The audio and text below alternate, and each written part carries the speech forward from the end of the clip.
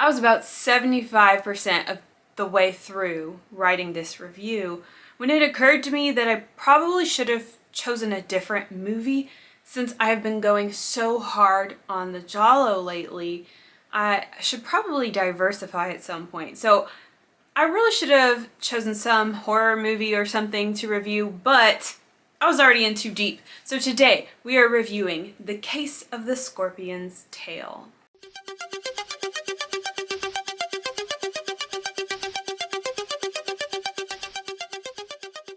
The Case of the Scorpion's Tail was released in 1971, and it is directed by Sergio Martino. A young woman inherits $1 million when her husband is killed in a plane crash. She goes to Athens to pick up the cash, and almost instantly, a string of killings begins. An insurance investigator, the police, Interpol, and a journalist all become invested in the case.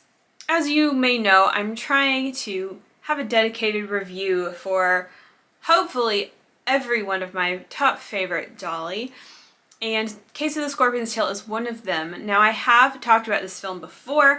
I did mention it in my top 5 Jolly for beginners video, and I still definitely think this is a great one for beginners. And I know I'm not here talking about a film you haven't seen or you haven't heard of, but it is fun to just sit and talk and spend time with these classics. So that's what we're doing today. This is a really stylish, well-balanced, fun mystery Giallo with brutal killings. And I always think of this as being kind of like 2 movies in one, because for the first 30 minutes, you're following this one character and this one story is unfolding.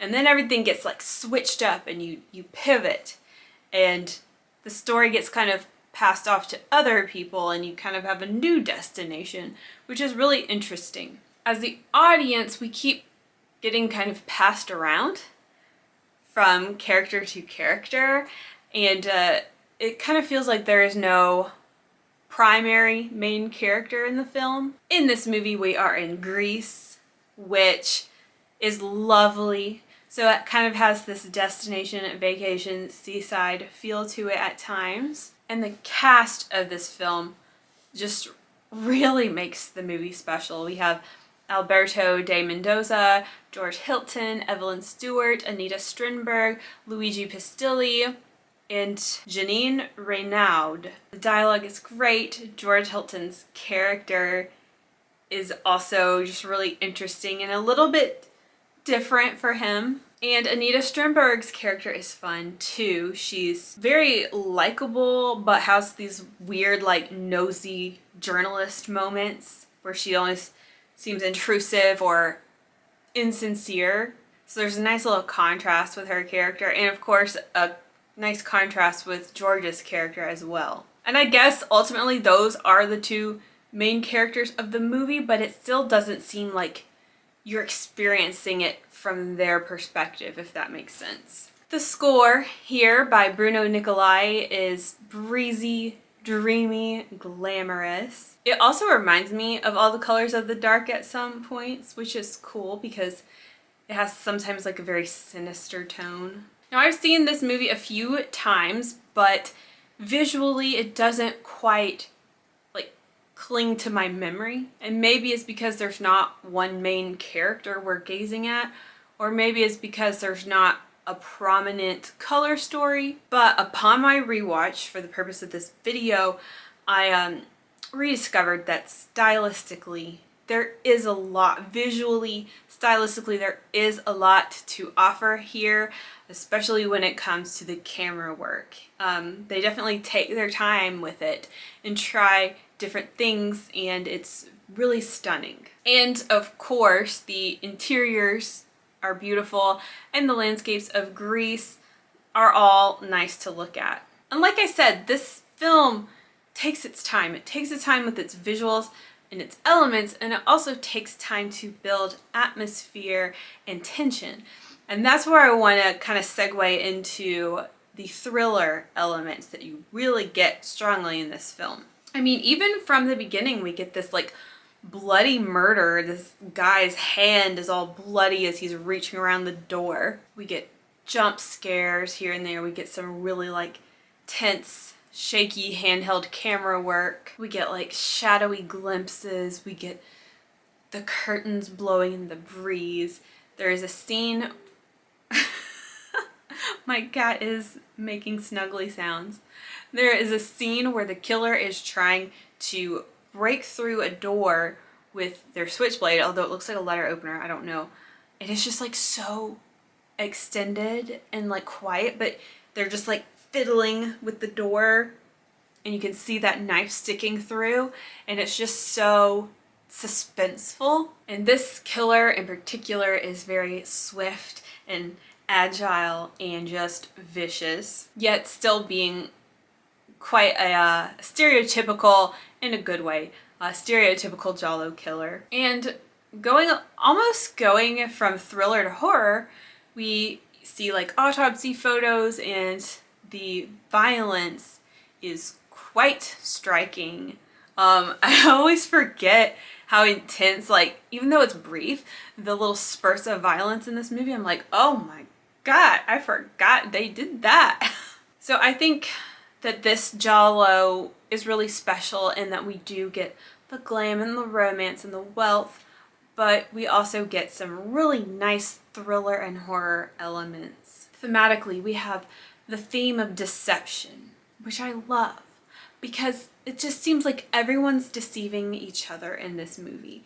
But also we as the audience are being deceived because some of these characters aren't who we think they are. This film also raises the question of how far will people go for money? What will people do for money? And I feel like I always can't help but ask myself that question when I'm watching these movies. I don't think I would kill anyone for money though. After this rewatch, I definitely have to say that this film is best enjoyed when you're actively watching as opposed to just putting it on the TV while you do something else. For some reason, it's just not quite, it doesn't hit the same. Like, you have to be looking at it, and it might be because visually there's so much going on. Like, style-wise and perspective-wise, it just isn't the same when you're not actually looking at the screen. Plus, there are these like extended, long, tense, and quiet scenes that just don't have the same impact if you're not in it. You know, kind of like with the found footage movie, you gotta be in it. And in terms of rewatchability, this film is even more fun on a rewatch once you know how it's gonna end, then you can pick up on things. Before I close this out, I just have a few random thoughts that couldn't fit anywhere else, but I wanted to shout out George Hilton at the beginning when he is following Evelyn Stewart's character in the airport, and just the way he just like side eyes her and is like walking very closely behind her but just looking her up and down, and then it just seems like he has his eyes fixed on the back of her head. I'm calling it that look. So in some movies he can just do that look, and it's so funny because he's got such an innocent face and a nice guy thing, but when he gives that look, it's like very concerning. I also feel like I have to mention the plane crash at the beginning because I feel like everyone mentions the plane crash, which is hilarious. It's clearly just like a little toy plane against a black backdrop and they blow it up or something, but they're resourceful. And finally, this gal who plays Laura, Janine Renaud, I think she looks like a reptilian. Like, in a good way though, she's beautiful, but she looks evil. So I love her in the character she was cast because she looks sinister. And as I always try to do, let's go through my Giallo checklist and see which boxes of Giallo tropes that the case of the Scorpion's Tail hit. J and B, check. Someone almost getting hit by a car or getting hit by a car, check. A masked, gloved, fedoraed killer, check. Characters falling in love in a matter of hours or days, check. A rooftop or climactic man fight, Check. An incompetent cop. Well, I would say quirky. Our cop was a little quirky. He was doing a jigsaw puzzle at his desk. So we're gonna say check. Switchblade, check. Infidelity, check. Twist ending, well, probably all of them, but check. Wrap up explanation at the end, check. Fluorescent blood, probably always. Smoking, probably always. And eye close-up shots, probably always. But check, check, check. And where can you watch? It is on Tubi, my friends, at least in the US. Tubi's been so good to me. They just give and never ask for anything in return. Okay, I feel like that review went really quick. Some of them be long and some of them be short. But I hope you enjoyed. I really was not feeling filming this week, so I tried my best.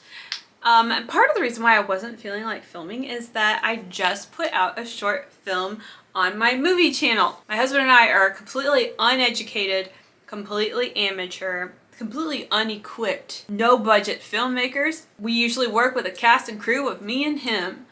But if you are interested in checking it out, we're called Laughing Windows Productions. And the film I just put out is almost 7 minutes long, and it's a found footage horror movie. So I'd love for you to watch it. It's called Devil's Tree. I'll link that below and also above. And with that, I will bring this video to a close and plan to diversify. I'll review a horror movie, or you let me know what you want me to review, okay? Ciao!